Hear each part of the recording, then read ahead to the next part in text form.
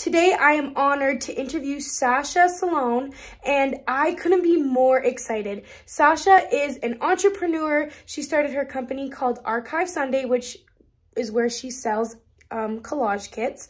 Not only has she started her own business, she is also a content creator on YouTube, TikTok, and has millions of followers.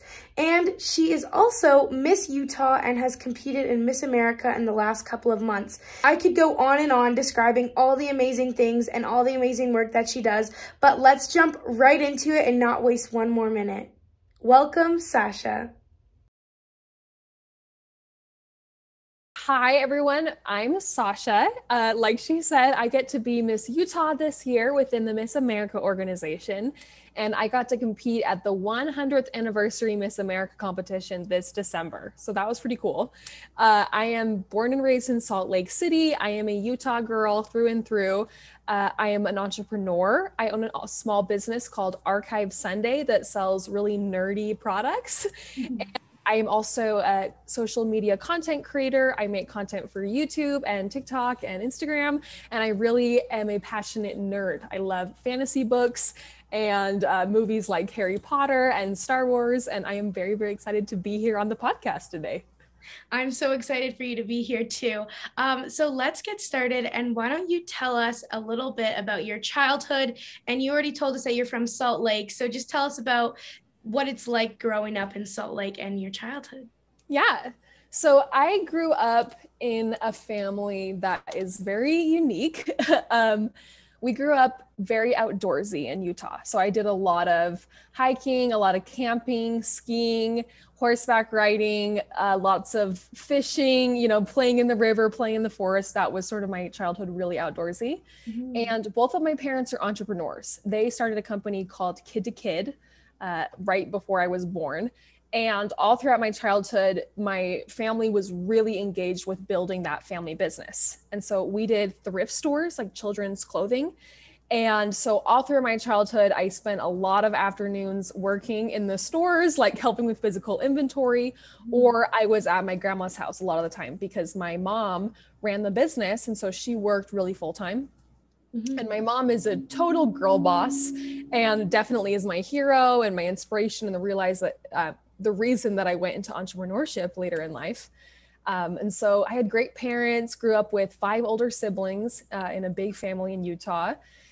And all throughout high school and elementary school and junior high school, I was really into school. I was really nerdy. I loved reading when I was a little kid. And all throughout elementary school, my greatest dream in the world was to be a New York Times bestselling author. And so when I was in 6th grade, I started writing like my first fantasy book. And I would make my mom take me to like fantasy writing conferences in Utah, like down in Provo. And I would go listen to authors speak, like Stephanie Meyer or Brandon Sanderson or Shannon Hale, like different children's fantasy authors that I loved. And I was just so passionate, totally thought that I was going to publish like a New York Times bestselling book. And when I was 12, like I finished that first manuscript and I went to my mom and said, I want to be an author. And my mom, like to her credit, and this is something that to this day, I think really impacted my life. She told me like, okay, like go to Google and Google learn how to publish a book and just go do it.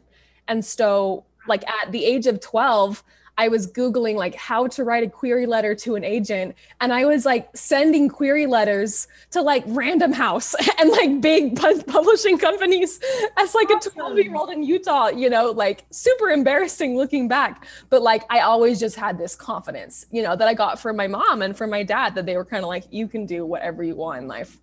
So that's kind of what I was like as a child, really nerdy and fun and pretty intense about my goals and my dreams. So that's so awesome. I love that you had so much support from your mom and that you actually just started like Googling how to do what you wanted to do. Because I think a lot of people get stuck in the how, but it's like we have the internet at our fingertips. So you just got to start searching, which is like so inspiring. And so I'm curious, what was like your first little book or novel that you wrote? Oh my gosh, I'm so embarrassed, but I still remember everything. It was called Shadowed. That was the name of it. Okay. The main character was a princess named Skyla, and she had a friend, a stable boy named Stride. and Skyla had a magic power. She could talk to animals. And it was this whole magical story about these two best friends. Pretty embarrassing, very much a book that a 12-year-old would write. Yes. But, yeah, that's so awesome. And I'd love to talk a little bit more about your high school experience. So you said you were really like into school. And so what kind of drove that motivation? Because I know sometimes it's pretty hard to stay motivated in high school. Mm-hmm.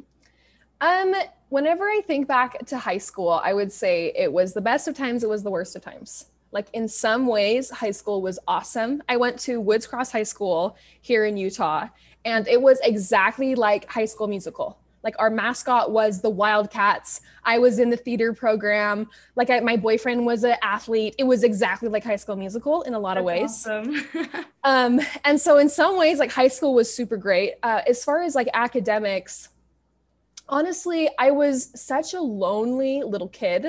I just had a hard time making friends that I read so much in elementary school. Like all day I was reading fantasy books, and like I would go to the library and just read everything I could get my hands on. Mm-hmm. I think that it just kind of helped me be really comfortable in school. You know, I really believe in the importance of literacy because I think it sets you up for everything else. Yeah. And so it's not like I was ever the most academically talented student, but I was good at school for sure. And then in high school, I did theater all growing up. This is something important to know about me, is that my family all loves musical theater. And when I was like 7 years old, my older sister, Summer, got cast in a local production of The Secret Garden at the Hale Center Theater, which is a big deal in Utah. Okay. And so she started then having this really successful, like semi-professional, like child acting career that started just taking off. And my whole family kind of got sucked into the musical theater world along with her and my older sister. And so all throughout my childhood, I would spend a lot of afternoons at rehearsal at community theaters, and I would be either in the ensemble or watching my sister from the audience. I was not really like a star by any means. Right. Yeah. And that was super great in a lot of ways. However, it did definitely have a really negative impact on my self-esteem. Because, dance and that world is notoriously difficult on girls' body image. And then you compound that the fact that I had this older sister who was just far and away more talented than I was, like night and day. Like she was honestly a downright prodigy. That's how I would describe her. And so it kind of wore on my self-esteem that we were, in this world of music and dance and theater all the time. And so by the time I got into high school, I was not really confident. And my sophomore year of high school, I got into the theater program, because that was sort of what my family did and what I had always grown up doing was dancing and singing and stuff. And it was this really sad thing when I was 16 and I liked this boy and he like broke up with me or something. Like I can't even remember what it was anymore, but I was like, I need to transfer out of this class. Like I can't be in theater anymore because this theater boy had broken my heart. Right. And so I switched out of musical theater class, and the only elective that they had available was debate. Oh. And I was like, oh, okay, debate. And I've always been a pretty good speaker. Yeah. Like I had this random thing happen to me when I was like 12 where I got asked to come do a TV show at K-Jazz in downtown Salt Lake. And I like came in and did this monthly TV segment when I was like in junior high school. So I've always been good at speaking, like in just kind of random ways. And anyway, so I switched into debate and I immediately found out I was really good at it. And this was like the first time in my life that there had been something that like I was really good at, and I really shined at. And so I got really into debate in high school, and that was kind of totally my thing. And I got like all the time I would get harassed in the hallway by like other boys in my grade who'd be like, oh, Sasha, are you a master debater? Is that what you are?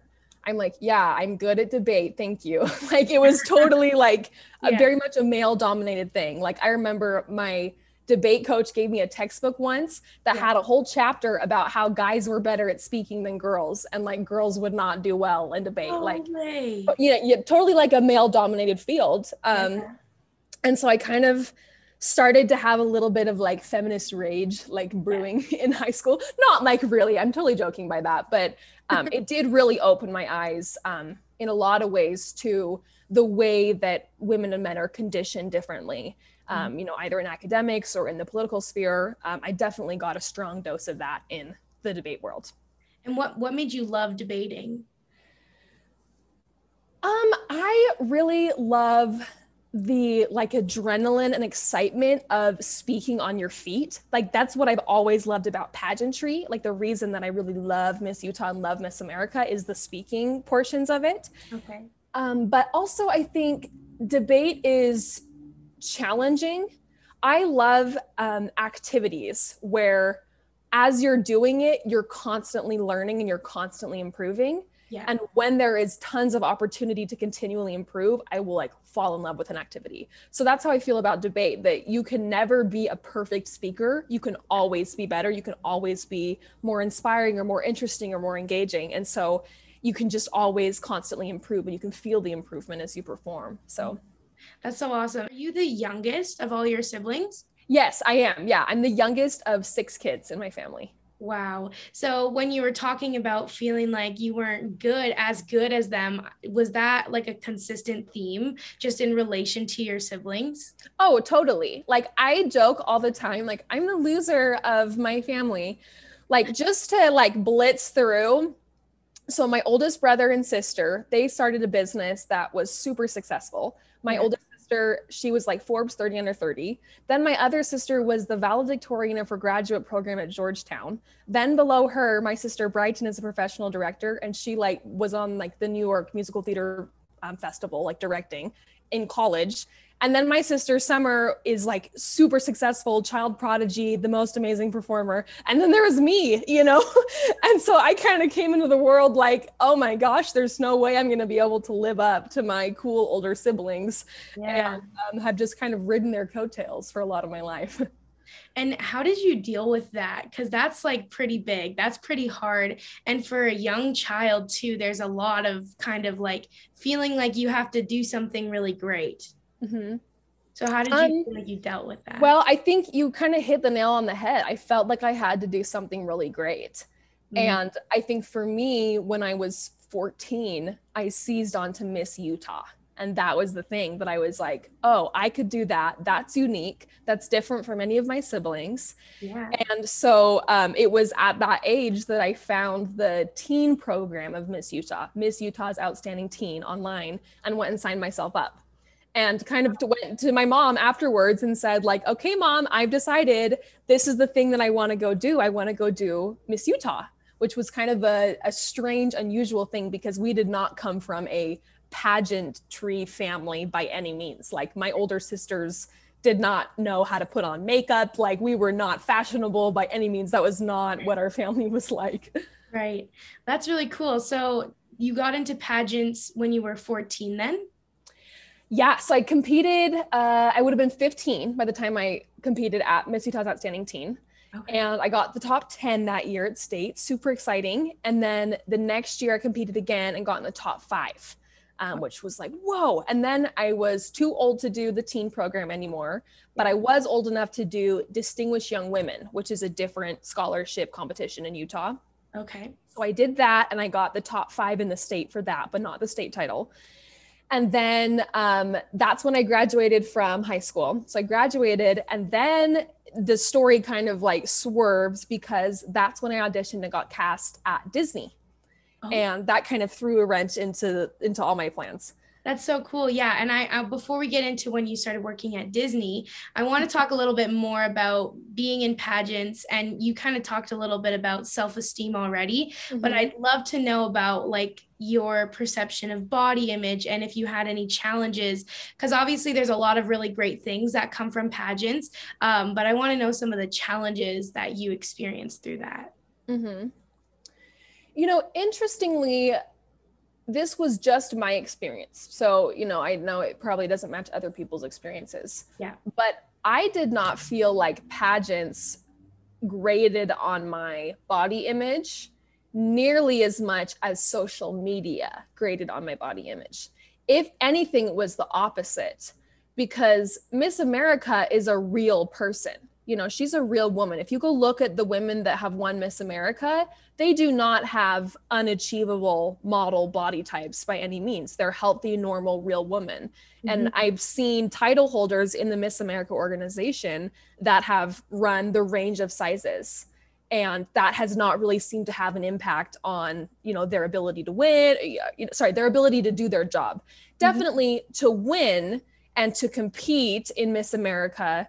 The one thing that I really had an issue with was the swimsuit competition. But if anything, I would say I did develop really negative body image, you know, as a child, but that came more from the dance world, being in ballet studios, the gymnastics world, being in my gymnastics gym. That was hard. And then just kind of being on social media. I got pretty deep into sort of thinspiration on Pinterest. And, you know, I remember in high school, it was totally the thing to do to just repost photos of abs and photos of really skinny girls to kind of like motivate yourself to go to the gym. And it was all part of a really negative, toxic cycle. And then something else that I learned as a young woman was that, you know, poor body image and eating disorders is, I would say, a generational curse in my family, you know, where it's something that my mom has struggled with, that her mom has struggled with. You know, poor body image goes all the way up through all the women in my family. And so it was kind of a trauma that was passed down to me. And I had to sort of take accountability for it as an adult and say, hey, whoa, I need to unpack and teach myself a new, you know, way of looking at the world, a new way of looking at myself. Yeah, absolutely. And what were some of the things, like the tools that you use to unpack? Because that's a lot. Like when we think about like traumas and we think about things that are passed on through generations, it can be really challenging to kind of like break through those. And I know personally, not from that type of work, but it's hard. You got to keep going. You have to have a lot of motivation to want to get better. So can you tell me a little bit more about that? Yeah, absolutely. The most important thing I ever did was get myself into therapy. I think that really helped me get more in touch with myself and unpack a lot of what I was dealing with. And the way that my therapist explained body image to me was that if you're someone that has struggled with, you know, an eating disorder in the way that I have, she related it to having like a broken femur. That you can heal your femur and you can go to physical therapy and you can do everything right, but you will always have a sensitivity in that bone that you have to be careful of. You'll always have sort of a hidden wound there that you have to treat very gently and be cautious about, you know? And so for me, unpacking, you know, my sort of generational trauma and figuring out my body image has had to involve relearning everything about my value system and sort of stripping away the value that I've placed on being thin. Because, you know, we live in a society where we are conditioned to be very fat phobic. You know, everything about the messages that we consume in the media, and particularly that women consume online, is very fat phobic and teaches you that, you know, one of the worst things you could be is be fat or to take up space.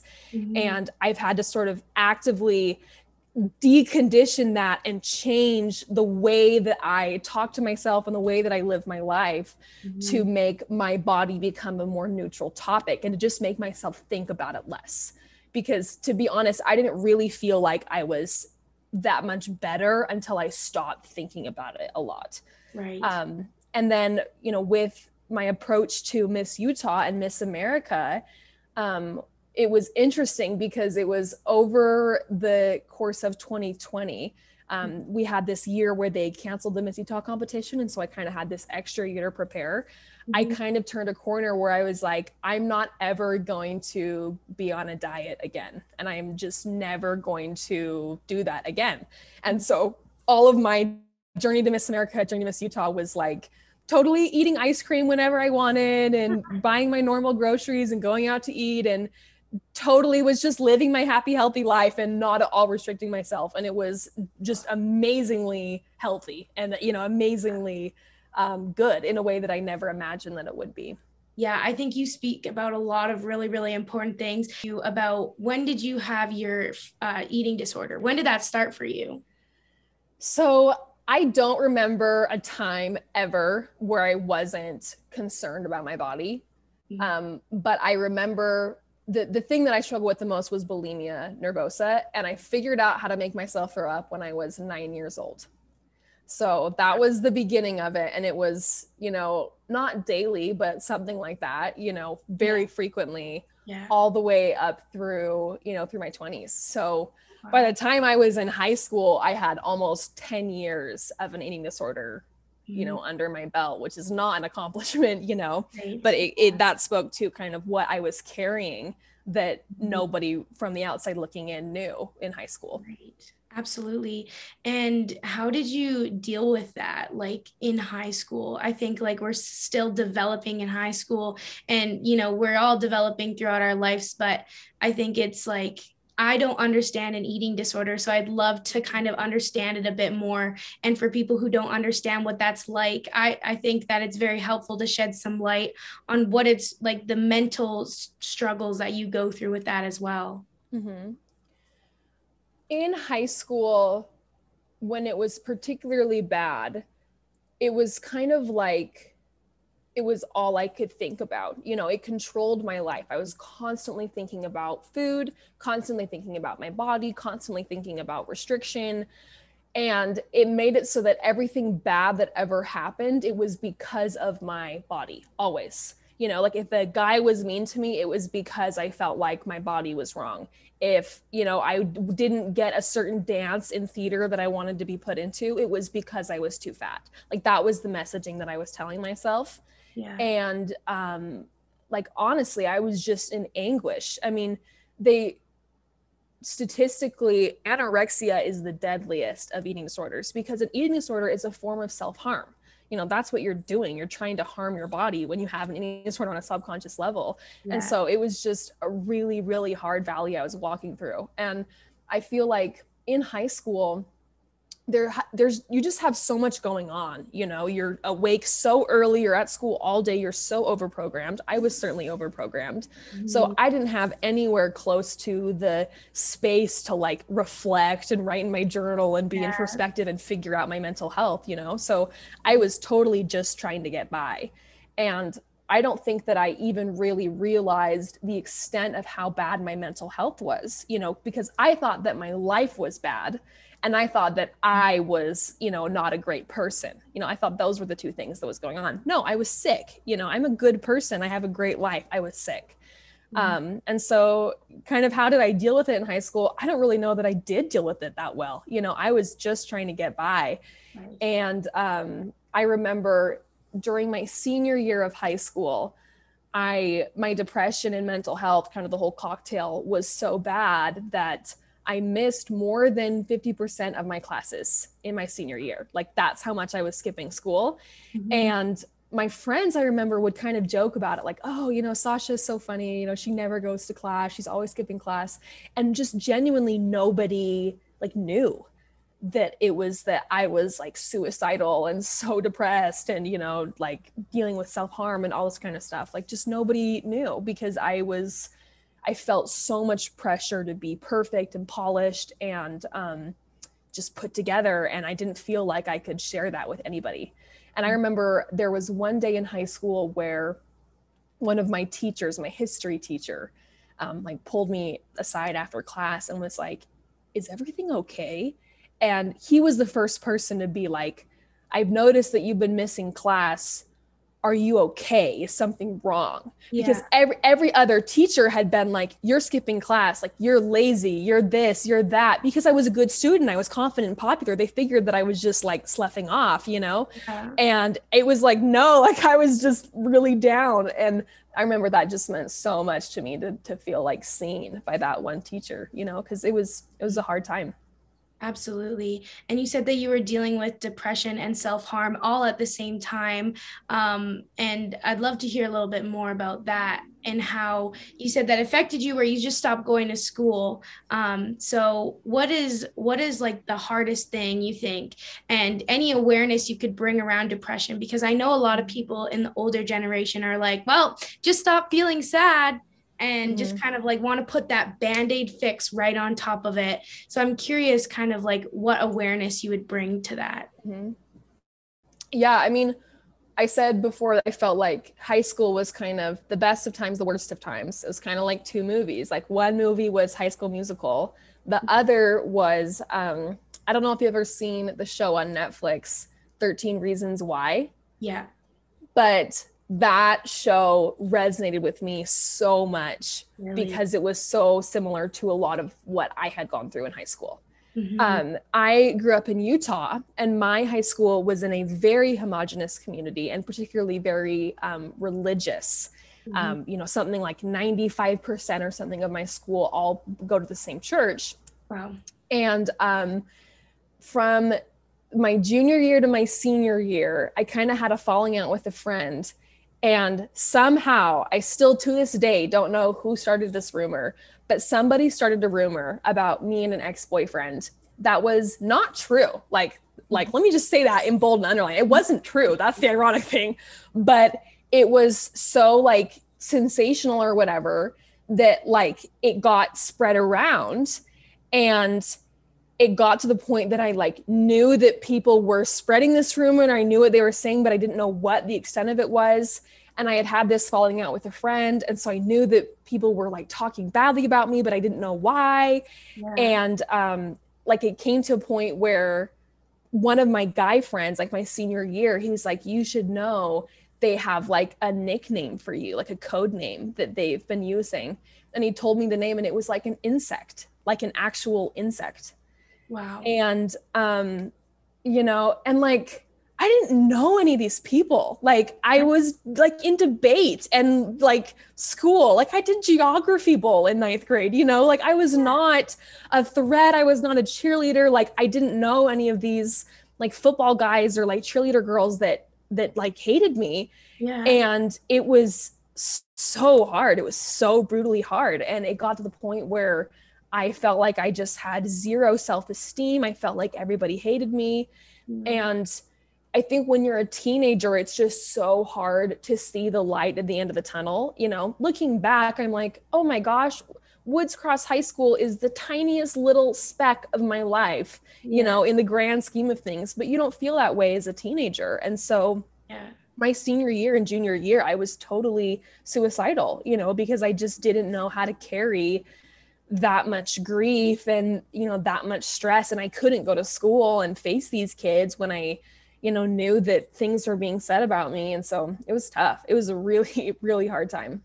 Yeah, I just want to say thank you for sharing that, because I can feel through the screen like how hard that was for you when you were younger, like just the way that you're expressing it. So I just want to give you like a big hug right now. Oh my gosh. Thank you. Hopefully you don't feel like I'm like trauma dumping. No, but I have no, this is exactly. I definitely have made it a big point as Miss Utah to just speak totally candidly about things like suicide and things like eating disorders, because I know that it affects so many people, and I don't want this to be like, oh, poor me, poor Sasha. So many students, especially in Utah, go through this in high school. And so that's why I'm so just open about it, you know? Absolutely. And I would never think that, because the whole purpose of my podcast is to make people feel less alone. And for you speaking up about these topics is very, very important, because they're real. They're things that people experience all the time. And when you're courageous enough to share it with the world, I think it makes the world a better place, because we can feel less alone and more united in different ways. So yes, thank you. Thank you so much for sharing that. And just your experience, just what I've seen of you, I'm like, I can't believe that happened to you. But it makes sense why you're so strong, and how you've built this amazing life for yourself. So we were talking about, you know, depression, suicide in your story. And you said you got therapy. So when did you get the help? As you said, there was one teacher who saw you, who was like, are you okay? It doesn't seem like everything's going all right. And so I kind of want to take it from that point and see, when did things start to shift and change for you? Well, shortly after that point in high school, I was able to get into a doctor and get like diagnosed with depression and anxiety. And, you know, I remember kind of talking to her, because they give you a form and you fill out and you say on the form, like, if you've ever been suicidal. And I said like, yes. And recently, and she kind of pulled me aside with my mom, and she's known me since I was like in kindergarten. And she was like, well, you know, I can put you into a facility, but that would totally upend everything about your life. And, you know, I was in the middle of debate and stuff. She's like, do you want to upend your life or do you want to stay in school? And I was like, well, I want to stay in school. And so we ended up putting me on a depression medication, but didn't really, didn't aggressively pursue therapy or anything. Mm-hmm. And I really didn't get it figured out. I kind of ran away and I went to BYU after graduating high school.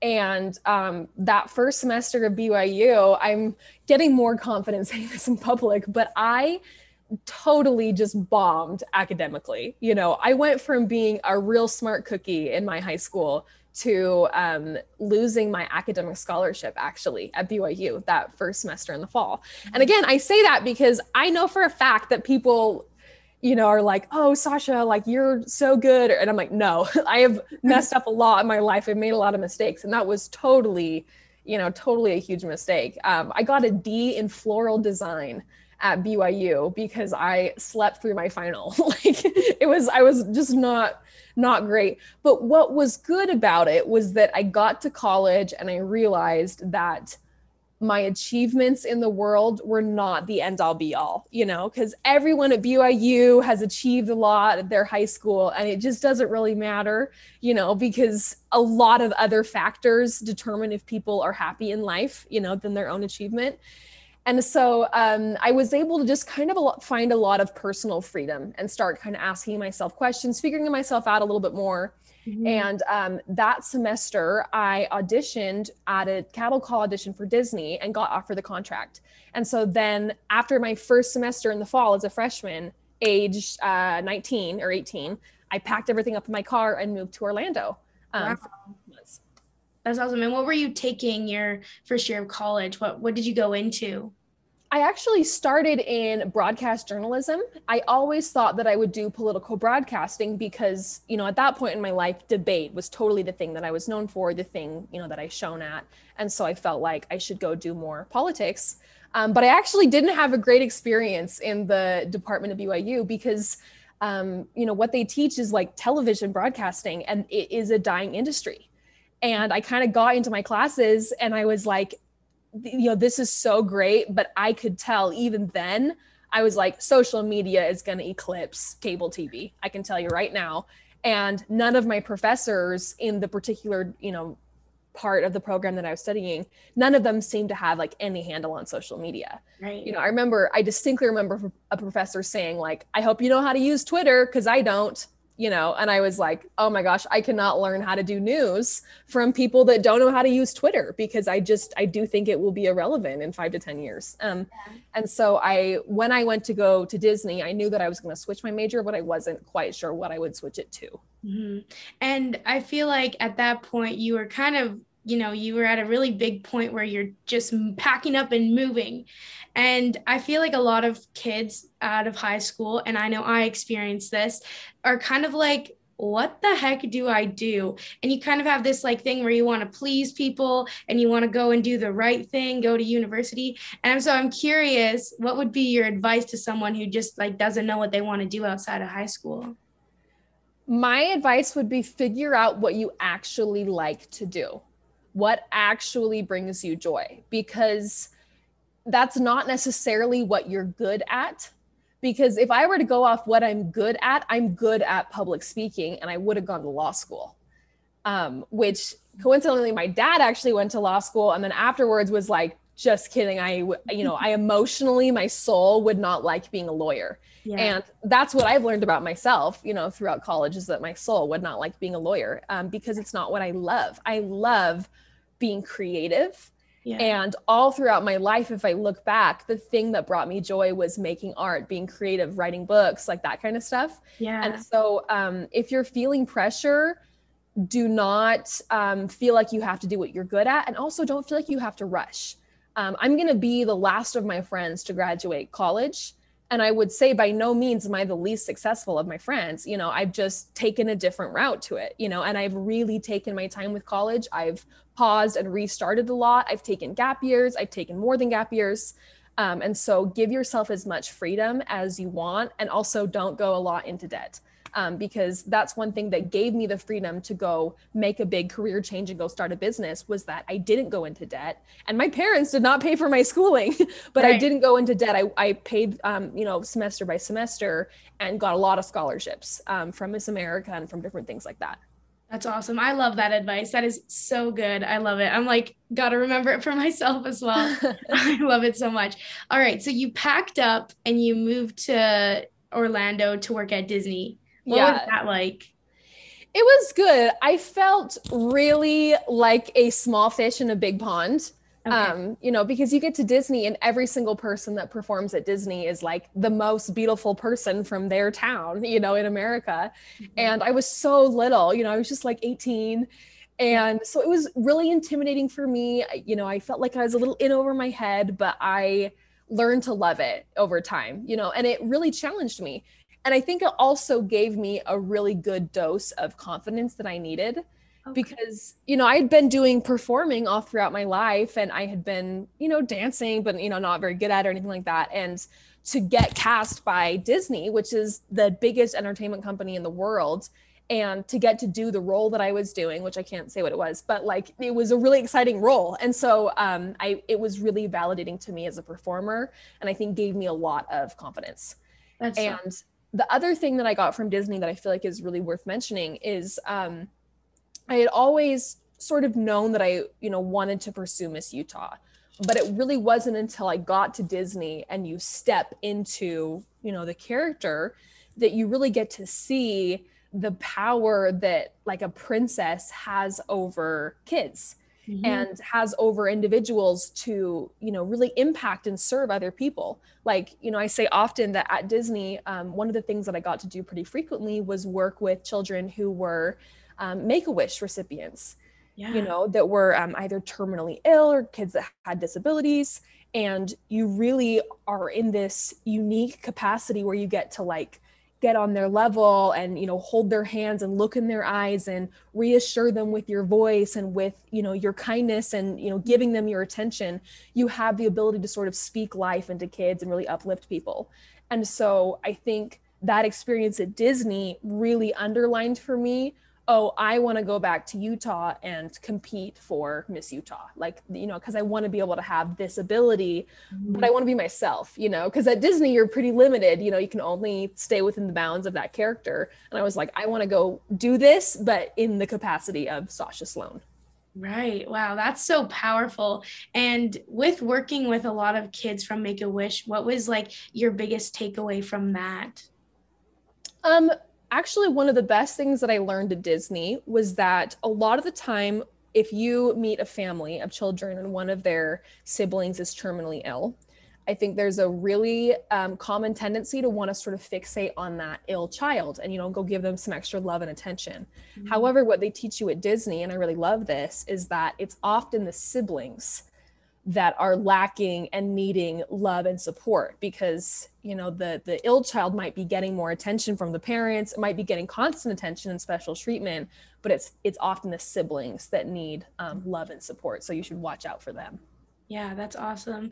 And then after Disney, how long did you work there for? A couple years, months? What was the just like 6 months. I originally took like a 3-month-long college program contract, and then I extended into full time. But then I actually like applied to go serve a mission for the Church of Jesus Christ of Latter-day Saints, which is like the Mormon church is how people know it. Okay. So I actually did that, went and applied. It was a super fast process. I got my assignment back and I left Disney in August of 2016 to go serve a church for the Mormon, serve a Mormon mission for the Mormon church. However, that did not work out the way that I thought it was going to. And I ended up coming home early for my mission just a couple months later. Where were you? Where did you get placed? So I was in the California, Los Angeles mission, but the entire length of time that I served my mission, the area that I was in was Compton. So I was in Compton, in like South Central Los Angeles. Okay, very cool. And then things ended early, and what happened after that? After that, I came back to Utah and I was kind of reeling. I was actually definitely reeling. You know, if you're familiar with the Mormon church at all, there is a lot of stigma and shame associated with coming home early from your mission. And so I definitely was sort of struggling to unpack that and like really in the depths, you know, trying to figure out who I was and, you know, what I wanted in life. And I tried to just kind of do college and have fun. And so like for the next, you know, 4 or 5 years or so, I was kind of in the midst of college. And it was that first year when I got back after my mission that I went to go compete for Miss Utah for the first time. Okay. And so as I was coming in to go compete, because I was like, at this point, I just need something good to happen in my life, right? Like I just had this thing go disastrously bad and you know, left my job at Disney and I'm like, So I show up at my first competition, which was the Miss Davis County competition, which is where I'm from, Davis County. And I kind of thought I was hot stuff a little bit because I had been in the top 5 at the state teen competition. And I had been in the top 5 for distinguished young women, you know, and so I just worked at Disney. So I felt pretty confident. And I came in and I did not win that first year. And I got first attendant instead. Okay. Which and was like, is that still pretty high? It's second place, which is awesome. But second place doesn't go to Miss Utah. Right. And so it did put me a whole year behind, you know, on Miss Utah. But the good thing about that year is second place is that if you are the first attendant or the second attendant, which is third place, you still get like a little crown and you go to the events in the community and you spend the year watching the other girl do her job. Okay. And so I spent my year watching our Miss Davis County. Her name was Emily, and she was awesome. And I learned a lot, and it kind of gave me the confidence so that when I came back the next year to compete, I was totally ready, like first day, to go do the job because I had already been to all the events the year before. You know, I knew exactly what the scope of the job was going to be. And I also got pretty close with the people that did the Miss Davis County organization and learned sort of about their unique challenges, because in Utah, you kind of have Salt Lake, and an hour south of Salt Lake, you have what's called Utah Valley. And in Utah Valley is pageant capital. You know, that's where a lot of the really strong candidates and contenders come from. And then the states up north, which I live north of Salt Lake, those states have a harder time. And so that's where Davis County is. And so I learned a lot about Davis County that I think really prepared me to be Miss Davis County and then prepared me later to be Miss Utah. That's so awesome. And throughout this whole journey, you're kind of on this like self-love, self-development, trying to find yourself through this process. And what would you say was one of the biggest things that helped you really know what you were meant to do? Well, I would say between my first year at Miss Utah and my second year competing for Miss Utah, that's when I decided to get into therapy. And I found a therapist that was down in Provo, and Marlene was her name, and started going to her. And that I think really helped me unpack a lot of what was going on. And then the other thing that I think really helped me is I was dating a lot during this period. And I had really good friends. And so I was just kind of exploring more of the world. I was meeting more people. I was having more experiences, and I was, you know, coming to understand more what I wanted to do in my life. The other thing that I did a lot of during this time period was photography. So my senior year of high school, I had picked up a camera and started learning how to take pictures. And then when I got back from my mission, I kind of got more aggressively into photography. And by this point, by the time we were into 18, 19, I was doing photography pretty close to full time, and shooting weddings and for clothing companies and different brands and family photos and kind of whatever. And so I was really passionately into photography. And I had also started an online store selling graphic designs, because my senior year of high school, I wanted to be a student body officer. And so the officer position that I picked was artist, and that they have to design all like the t-shirts and the posters. So I taught myself how to design just so I could do this like student body officer position. Cool. And then it turns out I really liked it. And then when I was at BYU, I got hired to do graphic design for one of the offices at BYU. And so kind of got more into that. And I never did it in college, but totally taught myself how to do it from like YouTube and tutorials and things like that. Right. That's so cool. So you kind of had like multiple mini gigs going on as you kind of went along. Yes. And then I also had like a princess party company that I did my senior year of high school and in college. Like I always had these different entrepreneurial random ventures that I was doing, because I was totally just hustling, trying to make money, you know, because it's hard to be in school, and I had my job on campus, but then you kind of have to do other things to keep the cash coming. For a while I was making wigs. Like I've tried everything. Wow, really? Yeah, definitely. How do you get into those different types of opportunities? Did you create them for yourself or what? 100% created for myself. Yeah. Like I just started an Etsy store. It's just, you sign yourself up, and I did it in high school. And, you know, the thing that I learned from my parents as entrepreneurs is that there's this idea that people that are doing things like know what they're doing. And in some cases that is true, but in many fields, you have to start in a place of ignorance and just go from there. Like every photographer has to take 10,000 bad photos before they really know how to take a good photo. You know what I mean? So you have to just kind of be bad at stuff. And so I had a lot of businesses that were, you know, kind of pretty bad, you know, but I learned a lot, you know, all throughout the way. And I was constantly giving myself the freedom to go experiment and try different things. Mm-hmm. And what was some of the biggest lessons you learned there through business? Biggest lessons. One thing that I really learned is I got an internship working for a guy named Jon Huntsman, who is a former governor of Utah, and he was running for re-election for governor in 2020. Okay. And I really learned a lot from working for him about how to be a leader. Because, you know, he had been the governor of Utah for many years. Like he knows how to do that job. He was also the U.S. ambassador to China and the U.S. ambassador to Russia and the U.S. ambassador to Singapore. Wow. And so like he's had this really distinguished career in public servantness. That's not even a word. In public servanthood. And I really learned a lot from the way that he was able to inspire and motivate a team.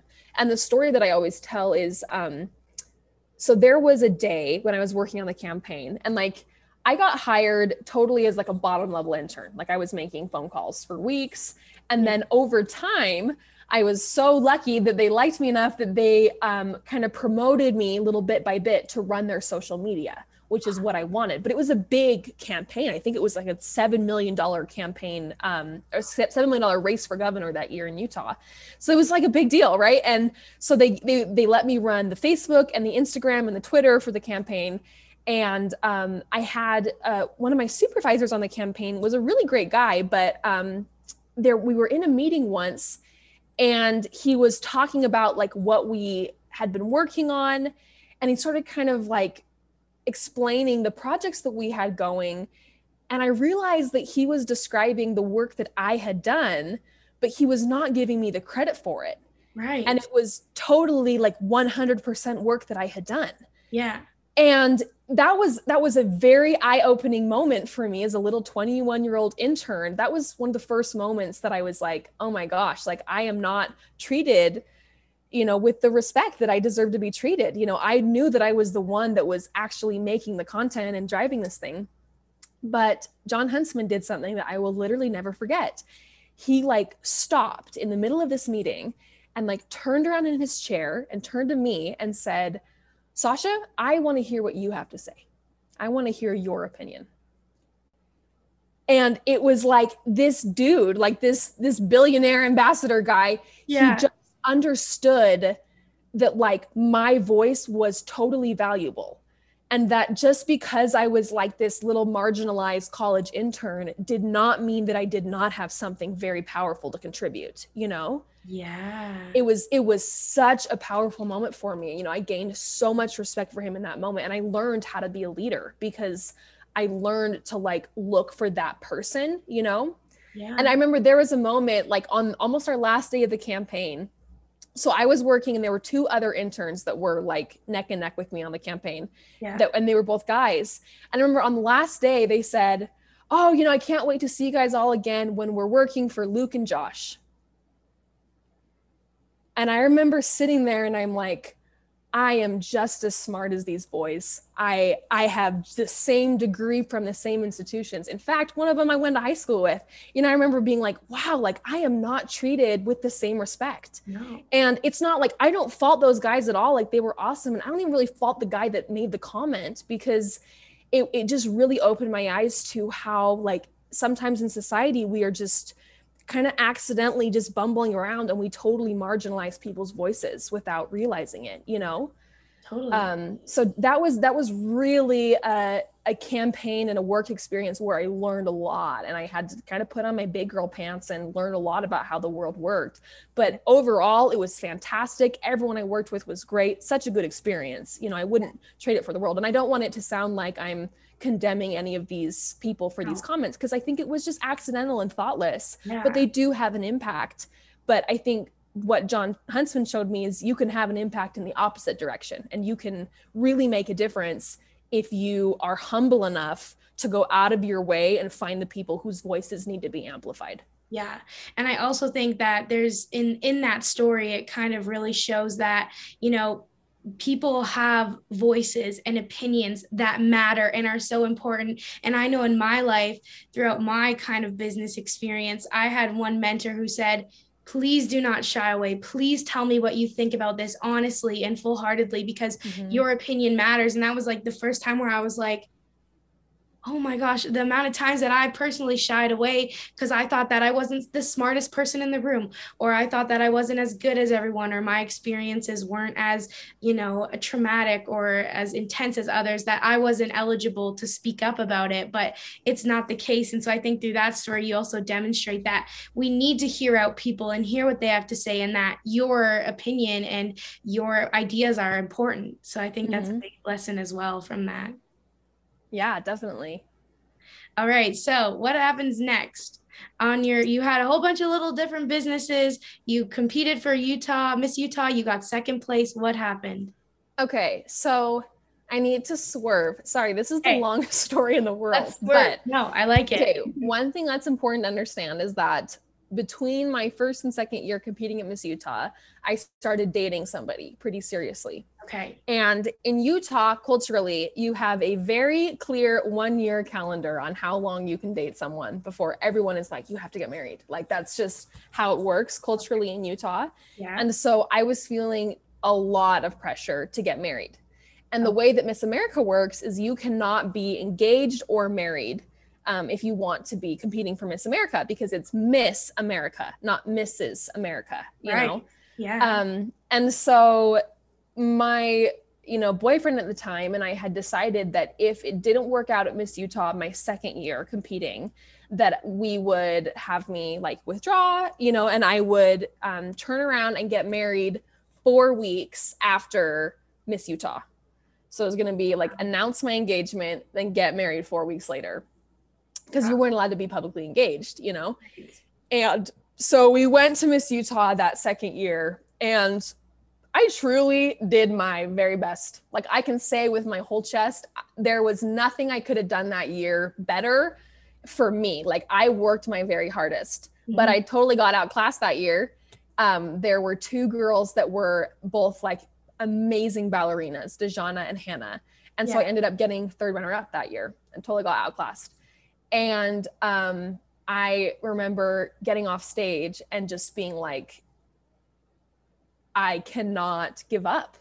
Like, I knew instantly, like I couldn't even get out of my evening gown before I was like, no, like I know that this is supposed to happen for me. I just felt it with this certainty. But then I was so torn because I had been dating this really nice guy, and he was in kind of a bind because he is a football player, and he had been playing at a university in Utah for a number of years and had kind of gotten stuck in like the politics of the team that he was on, and felt like he needed to transfer to be able to like actually get the playing time that he deserved. Right. And so he decided to transfer and move, and I had to like move with him, if we were going to make it work, and I was going to have to leave school and leave Miss Utah, and it was going to be a whole thing. And so I ended up making the super, super hard decision to call off the wedding. And, and then like, you guys got engaged. Yeah. Oh yeah. We were engaged. Yeah. Total ring. There's a dress. Oh. Yeah. Everything. Yeah, totally. Oh, It was wow. like Okay. a venue. All my friends bought bridesmaid dresses. Like it was a thing. Okay. And so like 2 weeks before, I was just like, no, I can't do it. And it truly, it wasn't his fault. Like, poor guy, you know, bless his heart. It was totally was not him. It was me. It was what I had to do in my life. Mhm. And then he ended up, like 6 months later, he broke up with me. And then he ended up getting married kind of right after to a different girl. Wow. And so that was a hard thing. And the year that I decided to, you know, break it off, that was 2019. And I made another decision that year that I was like, I'm going to switch what my social impact initiative is for Miss Utah. Because up to this point, the project that I had been developing and building over years for Miss America was called Girls Empowered. And my whole goal was working on developing confidence and self-esteem in young women, which, if you know my story, that makes a lot of sense because, you know, I had to learn how to do it for myself. Yes. But I kind of came to a point in 2019 where I realized that, you know, by nature of being Miss Utah or doing Miss Utah, I'm kind of already, you know, influencing and empowering young girls. It kind of is a women's empowerment organization. And so I felt like I needed to focus in my work a little bit more. Okay. And that summer, I went to this leadership symposium in Washington, D.C. with the United Nations Girl Up Foundation. Okay. And that's the branch of the UN that focuses on interventionary measures for adolescent girls. You know, so you're not quite a woman, you're older than a child. Things like access to like period care and things like that, that falls underneath the umbrella of Girl Up. Okay. And one of the things that we learned about in the symposium was sort of the intersection between migration and discrimination against women, and how all of the issues that affect women, like things like access to education, they become much more amplified when a young woman is forced to migrate. Mm-hmm. So, you know, if you are a young woman in Mexico or a young woman in the US, you are more safe by far than a woman who has been forced to migrate from Mexico to the US. Does that make sense? Yes. Yeah. You know, or any other country. And so I realized that all of the work that I wanted to do to help women, like things like sexual assault or confidence or women in business, things like that, that could be even more amplified if I focused in my efforts on helping the community that relates to immigration. And as I studied it more and I kind of discussed it with my family, we decided to focus on refugees, because I felt like that was one dimension of immigration that everybody should be able to agree upon, you know, because a refugee is someone who's been forced to leave their home because of war. Right? Yeah. It's not their fault. They didn't do anything to deserve it.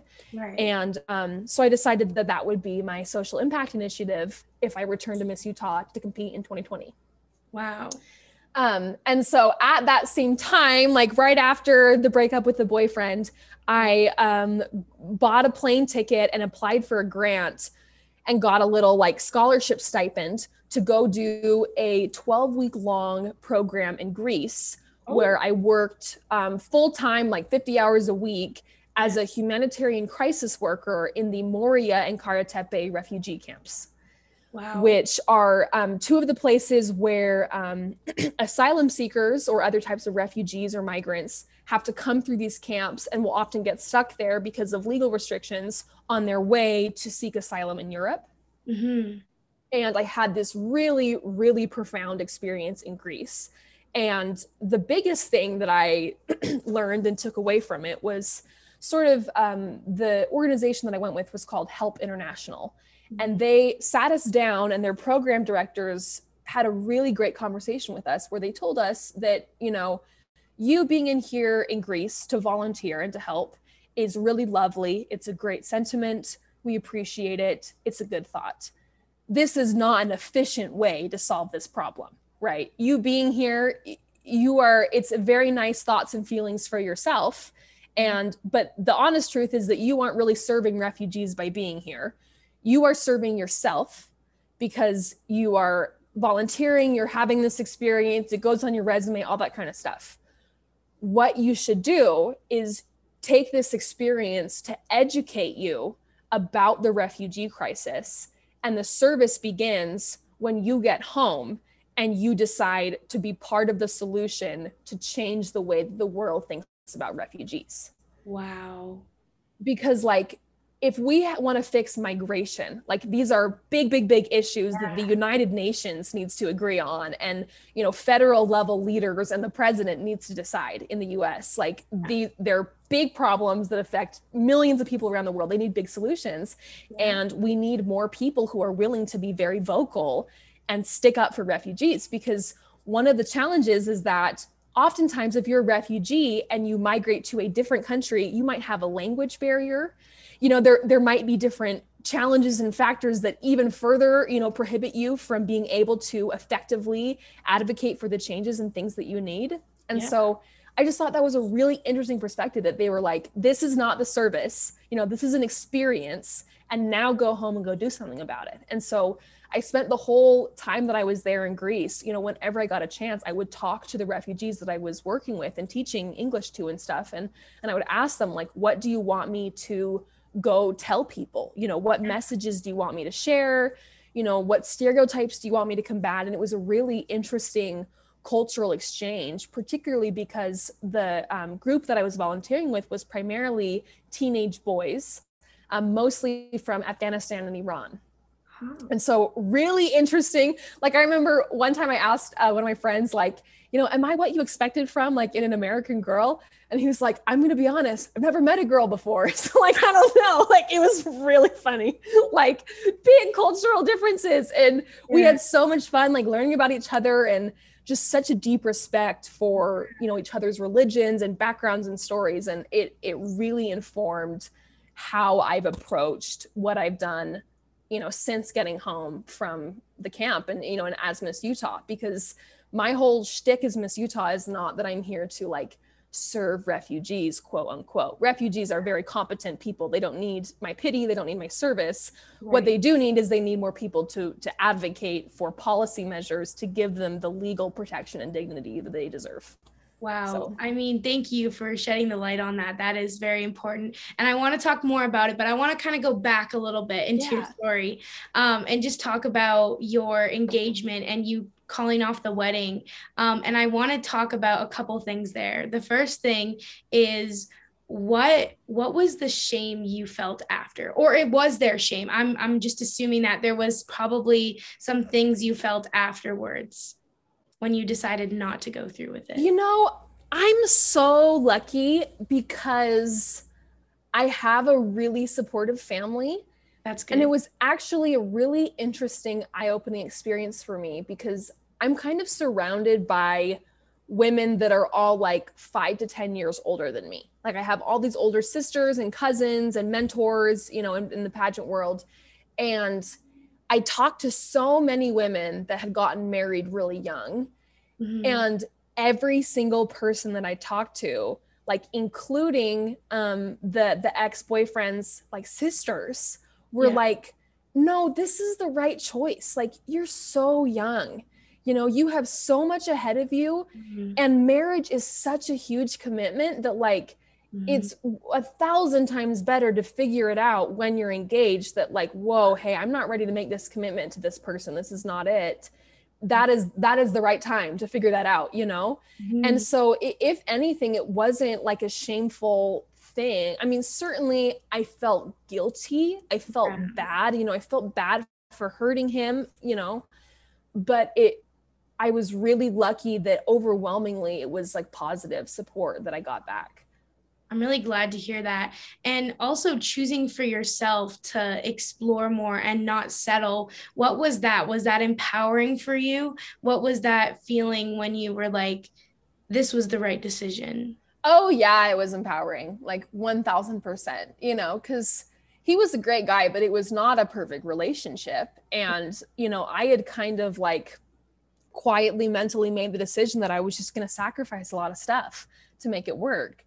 And so I feel like when I did call off, and we did end up breaking up, the feeling was never, like, lost. It was almost like all of this, like, opportunity and possibility and hope for my life, like, came flooding back, because I knew that, like, the whole world was open to me. And, like, most importantly, I knew that I wanted to do Miss Utah. And I think that I poured a lot of my effort and heart into Miss Utah. And that's kind of how I dealt with it, was just working super hard that year. Absolutely. And how old were you when you were going to get married? I would have, oh my gosh, how old was I in 2019? 21, 21, 22. I'm 24 now and it's 2022. 22. Yeah. Wow, you can tell math is not my thing. But yeah, I think I was 21 or 22. So I was young. I was really young, you know. Yeah. And you're still trying to discover yourself too at that time, right? So totally into a relationship. I guess my one other question around that is, what kind of relationship advice would you give to people in general? Well, what I would say is that I have been really lucky. Like pretty much everyone I've dated, I would say they're awesome.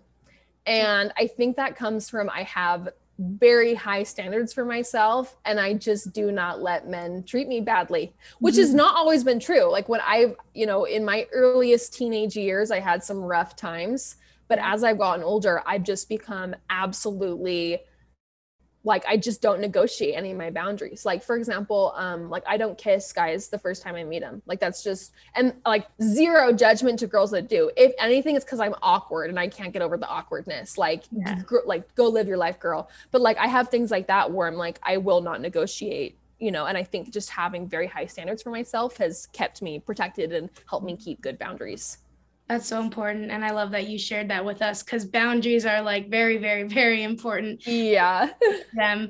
And they definitely empower you as you start to implement them. At least that's my experience. When I set a boundary, I'm like, oh, dang, this is weird. But I mean, it's kind of good. Yes, definitely. So we can get kind of back into you had the opportunity to compete for Miss Utah again. And so was that before the refugee work, or was that after? So my experience in the refugee camp was in 2019, throughout the summer. And then I came back, I went to school that semester. I was volunteering throughout school. And then I got the job on the Huntsman campaign. So that took me through the sort of winter, all through early 2020. Right. And then into the spring, suddenly the pandemic hits, and they canceled Miss Utah. Oh. Which, like, now that you know the context of like how much I had sacrificed to get to Miss Utah that year, that was devastating. Like just wiped me out that I couldn't go compete. What were like your original thoughts when everything started getting canceled because of a pandemic? What were you starting to think and question and all the things? I mean, I didn't think that it was actually going to happen until it did happen and they announced it. And like, that was, you know, tears, obviously, and, you know, just super disappointment. I so felt lost and I felt so confused because I would say I'm a really spiritual person generally. And I totally felt like I felt spiritually that Miss Utah was something that I was supposed to do. And I just didn't understand like why it wasn't working out. You know, so that was the summer of 2020. And so the Huntsman campaign that I was working on, we ended up losing the campaign for governor, which was shocking. He had been like one of the most popular governors in history. We ended up losing the campaign. And then obviously school, like we're not doing in-person classes at BYU anymore. Miss Utah was canceled. All the weddings in the world are canceled. So I'm not working, not doing photography. And so I'm suddenly kind of sitting at home going like, oh my gosh, how am I going to pay for school in the fall? Because what were you taking at that time? I was in political science. So when I got back from my mission in California, I switched into the political science program at BYU. And totally that was it for me. Definitely found my people and found the thing that I wanted to do. Awesome. And so then everything was stopping and you had to figure out a way to pay for school. Yeah. So that's when I downloaded TikTok. Oh. And so I'm excited for this. I didn't know it, but my life was about to change. All right, so me and Sasha's conversation was very long. We talked about everything and anything going on with Sasha. So I have decided to split it up into 2 parts because it is just way too long to be one episode. So next week, part 2 is coming out, and we are going to be talking about her business more in detail, how TikTok changed her life, becoming viral, the highs and lows of becoming viral, how to become viral, all of the very important things that you might need to know. And she also talks about why her business was so successful and talking about her previous business ventures and what it kind of helped her achieve and develop and grow. She talks about her life as Miss Utah a little bit more, and also how she has manifested the life of her dreams. So don't forget to check out today's episode on YouTube. It is available the day after this airs, so you do not want to miss that. You get to see our beautiful faces. So all you have to do is go onto YouTube. You can either search One World Countless Stories, or you can search Selena Novello and the episode will come up there. All right, that is all I have for you guys. Thank you so much again for showing up every single week and subscribing to my podcast. If you have time, please drop a comment. Let me know what this podcast has done for you or if it has helped you in any way. And we'll see you next week for part 2 of Sasha's story.